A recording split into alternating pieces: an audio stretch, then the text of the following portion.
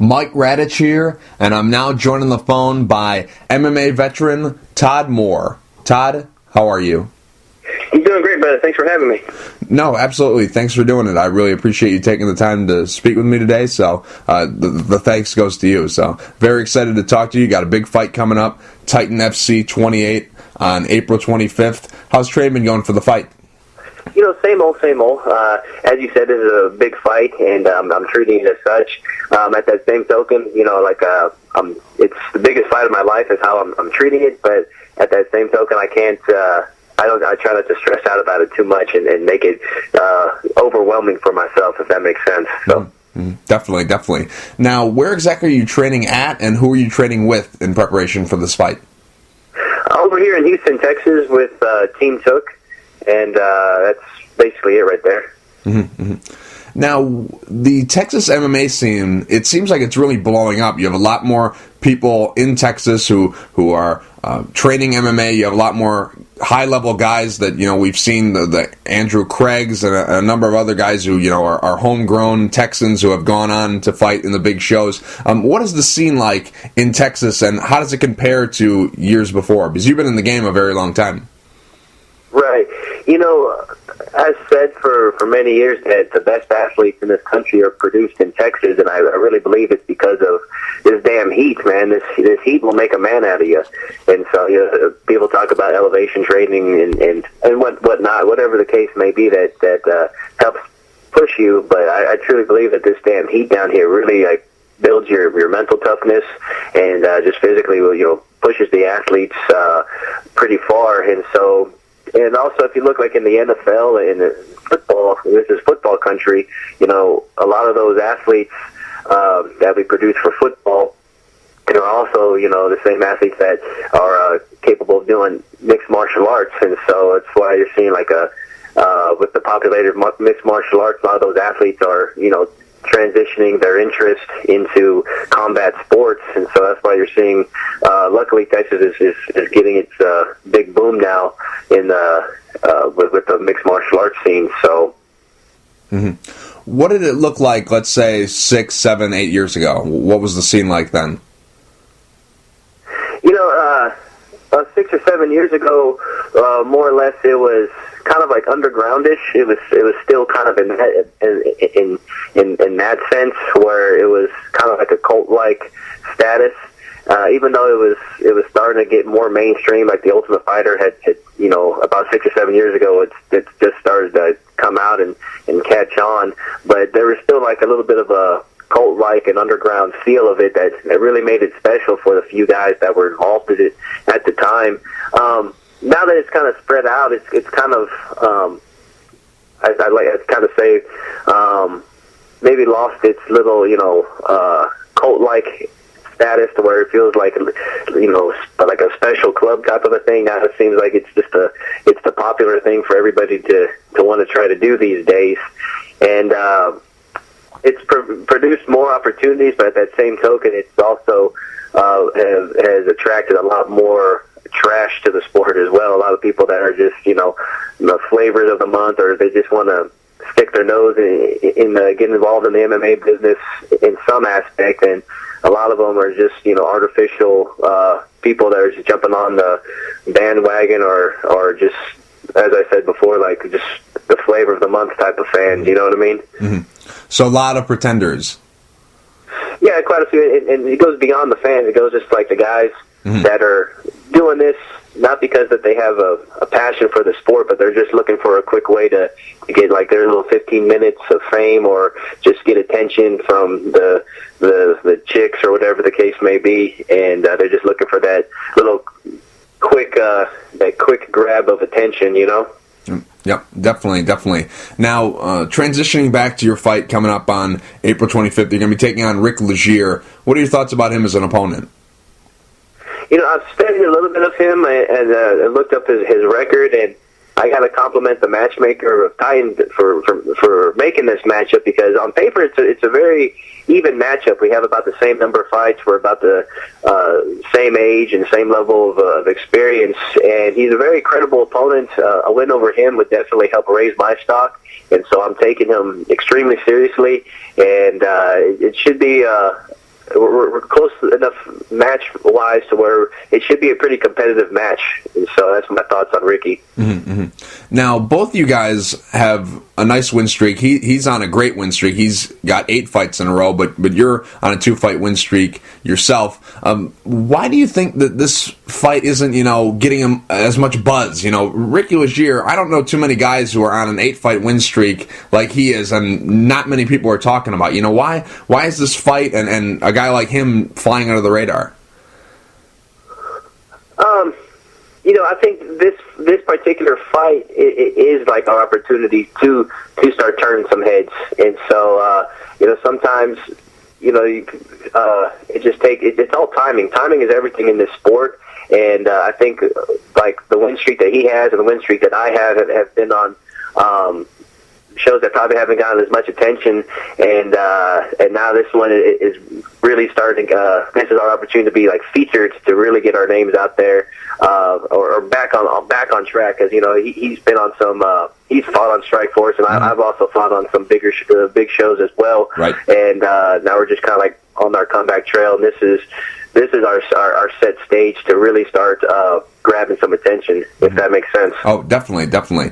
Now, a lot of guys who are fighting on this card and fought on the last Titan card have all said that the main reason they're with Titan is because they feel that this is an organization where they can get the exposure with CBS Sports Network and use Titan as a launching pad to make it to the UFC. Is that why you're with Titan? Is that what the plan is? Obviously, every fighter dreams of being in the UFC someday, but is that why you're here? Is that the sole purpose why you decided to sign with Titan?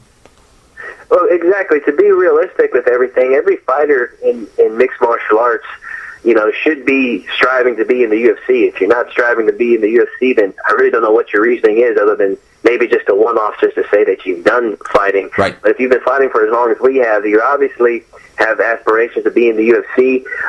Organizations like Titan Fighting, they're presenting us the opportunity and the stage to take advantage of those opportunities to get that attention, to like a stepping stone to get to the UFC. I say that with not trying to put down like Titan or anything like that, but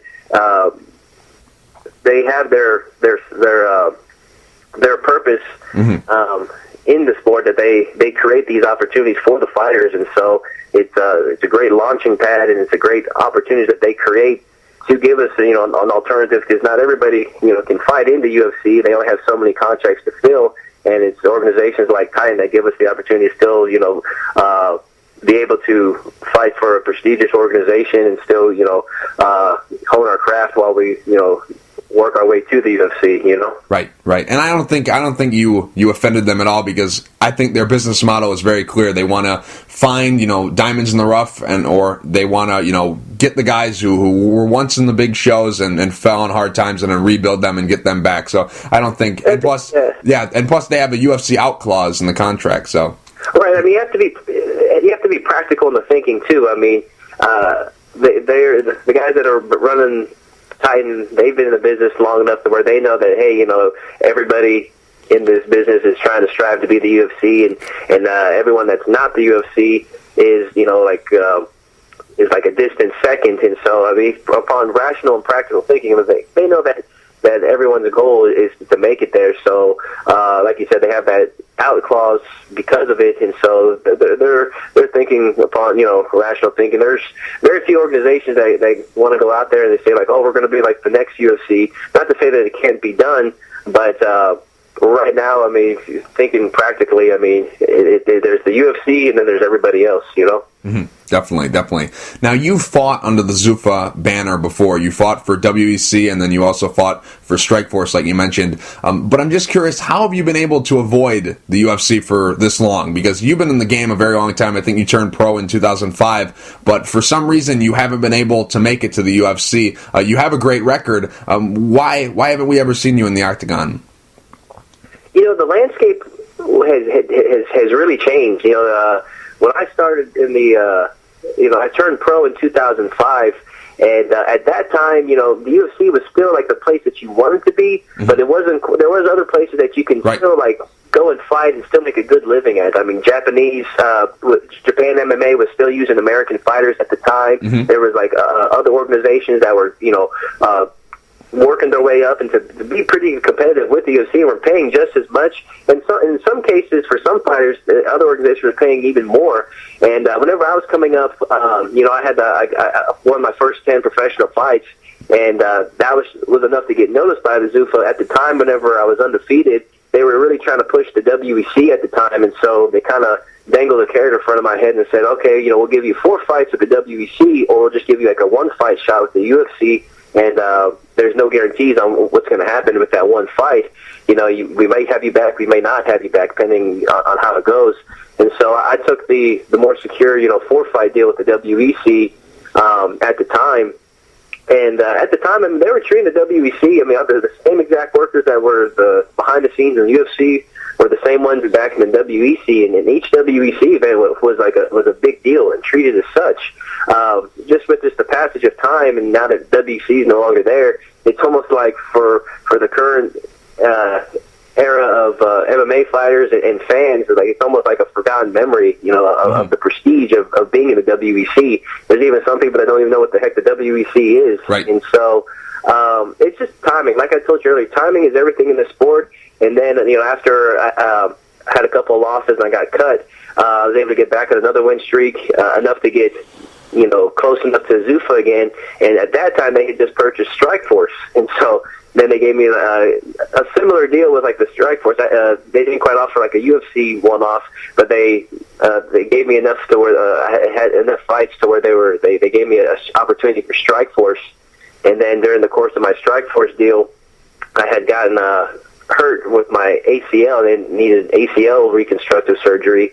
And I just came off of a loss, and so I was out for almost like a year and didn't have a chance to get a win back. And by that time, they had shut Strikeforce down, and they learned their lesson from the WEC, where they practically took every single WEC fighter and transferred them over to the UFC. Well, this time with the Strikeforce, they're just like, well, it's just like they're only going to transfer only people that are coming off of a win from Strikeforce. And so it's just been timing, and it's just the breaks of the business. I didn't sit back and beat myself up about it and cry about it. I went out and tried to make some things happen. So as soon as I got recovered from my ACL surgery, I went out and tried to put a Texas-sized comeback together and put enough wins together to present myself back to Zuffa, and this time make it to the main roster of the UFC. And that's exactly what I'm doing now. I'm 2 fights down, and my fight with Ricky Laguerre will certainly help matters. There's no guarantees in this sport, but a win over him would certainly make me a step closer. Mm-hmm. Definitely. I think you hit the nail on the head when you said timing, because the landscape is totally different now, because it seems like in the old days you used to, build your name on the regional circuit, whether it be in a show like King of the Cage or Extreme Challenge or Ring of Combat, one of those regional shows, and then people would start buzzing about you, and then that would get you into the UFC. Now it seems like if you just have a good record, you can make it there. You don't really have to have the name. There's a lot of guys that are fighting on the UFC undercards that no one's ever even heard of. They just have a really good record. They obviously have some talent to be there, but not a lot of people have heard about them. And in the old days, you used to kind of, build your name up on the regional circuit, get people buzzing about you, and then that's what caught Zuffa's eye, or the UFC, whether it's SEG or Zuffa. So the landscape is totally different. But when you see guys who are very new to the game, 6 fights, 5 fights, whatever it is, getting signed to the UFC and fighting on the undercards, does it bother you? A guy who's been in the game as long as you have and haven't had that chance to be there yet, does it bother you seeing some of these guys who are new and unknown getting that chance immediately? Not really, because that's the breaks of the sport. You have control of your own destiny, and so I'm rational enough to know that things, the landscape changes, things change, and that if you make it to the UFC, people might want to question that for some people's logistics on how they made it to the UFC or not. But no, I don't cry over spilled milk. If a guy's made it to the UFC, I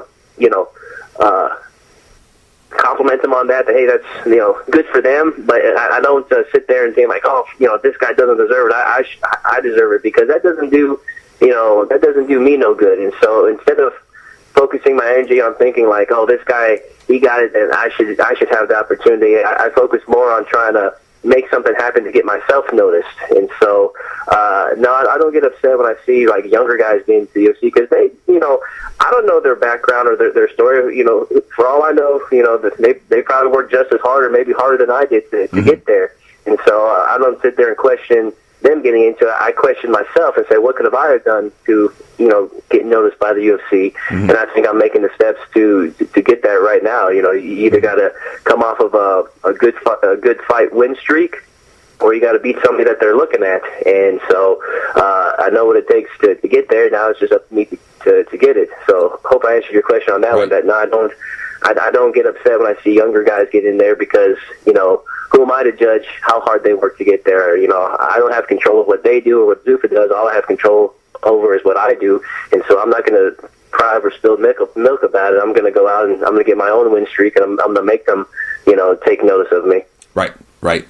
Now, how much does the collapse of Japanese MMA hurt you? Dream, Sengoku, to a certain extent, Pride, all gone, and at the time they were paying very well, and they were signing a lot of American fighters, and they had a lot of great fights. You look at some of these cards are stacked from top to bottom.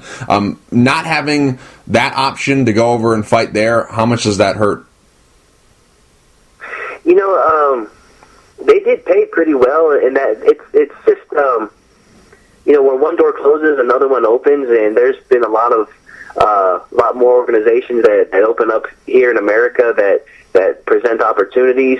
With the Japanese MMA closing down, it's just one avenue that has closed. And if anything, I think it sucks in the regards that it's if you had a dream to fight in Japan, that avenue is no longer quite open now.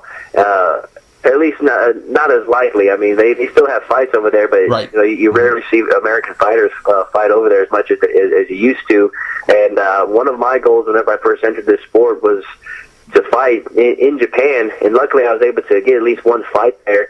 But that opportunity is not quite available for everybody else at the moment. But as I say, things go in cycles, and who knows, in 3 to 4 years from now, it could work its way back up. So the door's not totally closed, but at the moment, it's not there. But it wouldn't surprise me to see things, recycle back up to where you start seeing more fights in Japan soon. Definitely. Now, this fight against Ricky Legier, it's a big opportunity for you because you're going to be fighting on live TV, CBS Sports Network. It's a big platform. Also, the opponent, it's a really good fight. But is there a little bit more at stake for you here? Because, I got to assume that right now there's probably a, title fight they're possibly trying to put together between the winner of your fight and the winner of Daniel Roberts and Brock Jardine. Has Titan said anything to you about this fight against you and Legier possibly being a title eliminator?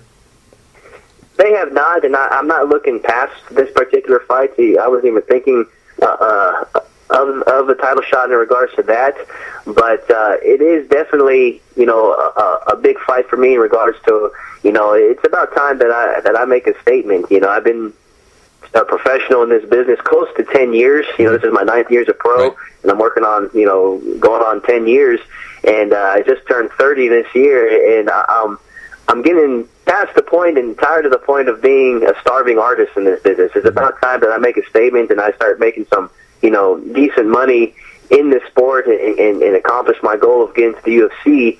And the UFC is about the only place that you can really make some decent money in this business these days.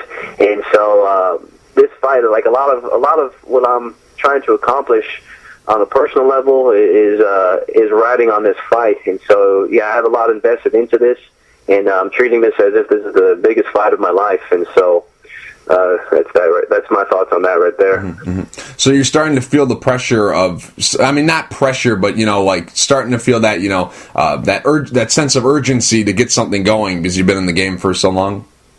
Yeah, definitely. I'm starting to see that window closing to where if I'm not going to be fighting on the regional circuit for the next 10 years. the next year really determines whether I'll be fighting mixed martial arts, a year from now or even 10 years from now. Because if I can't get past just the regional circuit, there's no sense of me putting my health at risk, in my 30s for $2,000 to $4,000 paydays, Mm-hmm. And so that's why these next couple of fights in my career really dictate like how much longer I have in this sport, because I'm starting to think about my future in regards to financially and professionally, like on what I want to do. And if I'm not making enough money to support myself or decent money in the fight business, I don't see a point in going further. I was in this business for the desire to compete, and that's why I originally entered into this business. And after about 10 years or so, that you start having to think about other things other than that. You start, doors start closing and windows start shutting on you, and so you gotta really start thinking beyond the life of fighting at some point. And I'm really starting to get to that point right now, and so this is a lot riding on this fight right now. So mm-hmm. Now, are you a full-time fighter, or do you have a second job? No, I've always had a second job while I fight. I'll tell you why. I've always been able to sleep better at night, knowing that I've had like a steady flow of income coming, in between fights. Mm-hmm. Right. I've never made enough money purse-wise to really just do like only fighting.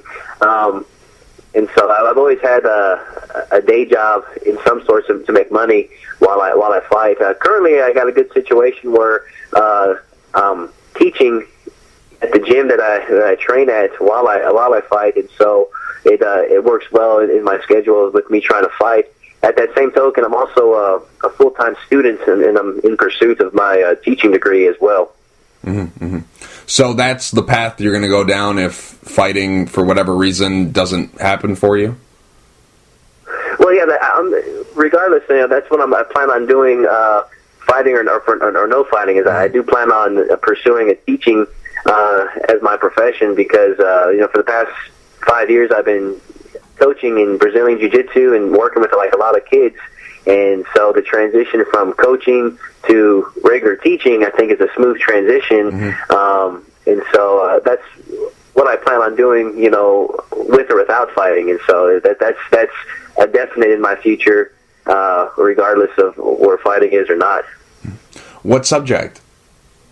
I'm going to be teaching elementary school for kids. So.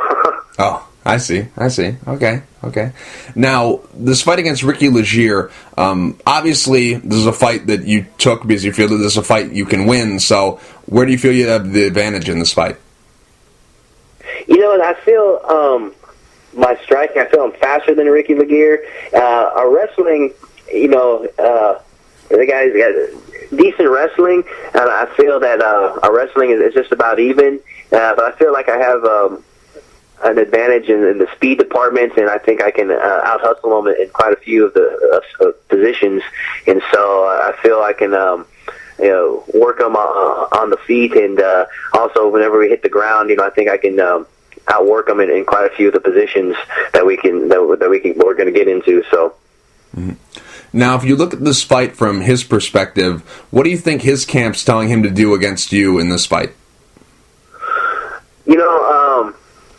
They're probably telling him to take me down and to avoid getting into any submissions and stuff like that. Mm-hmm. Oh, okay. Now, this fight is going to be airing live on CBS Sports Network. How much is that? How much does that mean to you to be fighting on a platform like this? Because, this is a great way for you to get your name out there. Is this, a major factor in why you decided to go with Titan?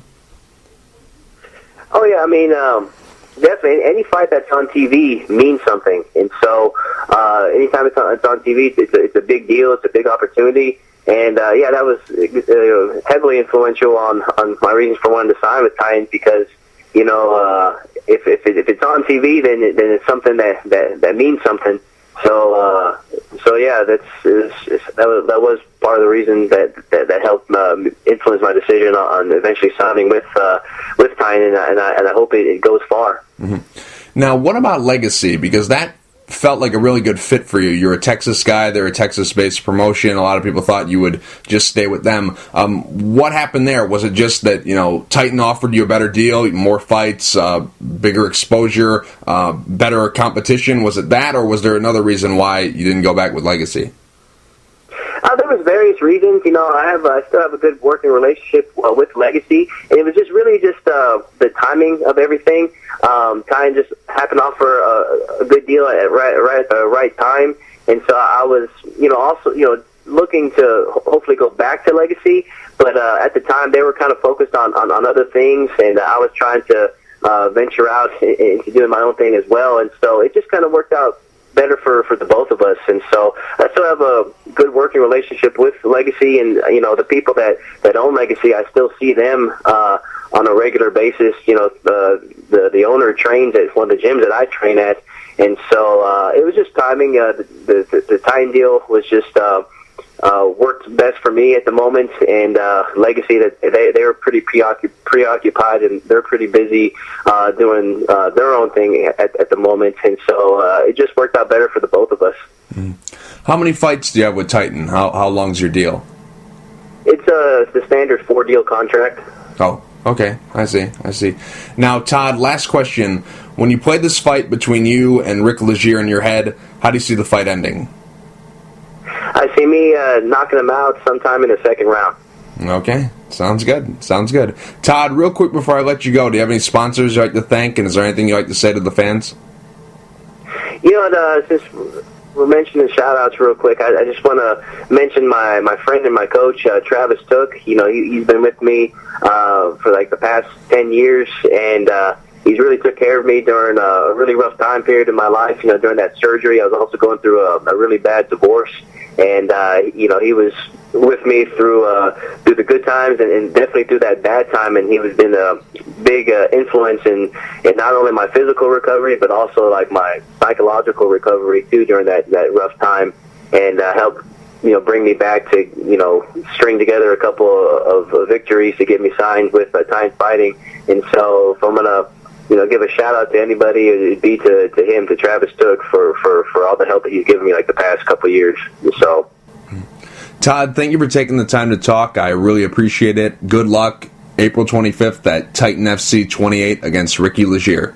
Thanks a lot, buddy. I'll see you soon.